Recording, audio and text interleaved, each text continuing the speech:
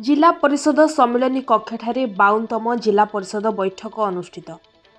गजपति जिला पारलाखेमुंडी स्थित जिला परिषद सम्मिलनी कक्षठारे आज बुधवार दिन पूर्वाह्न 10:30 बेले 52तम जिला परिषद बैठक अनुष्ठित होईछि।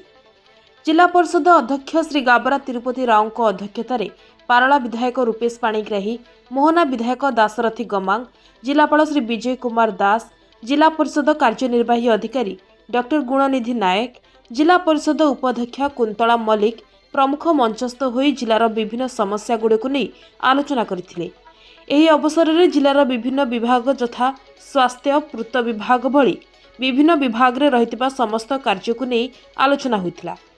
एही परिप्रेक्षी समस्त विभाग अधिकारी, जिला परिषद सभ्य माने उपस्थित रहिथिले।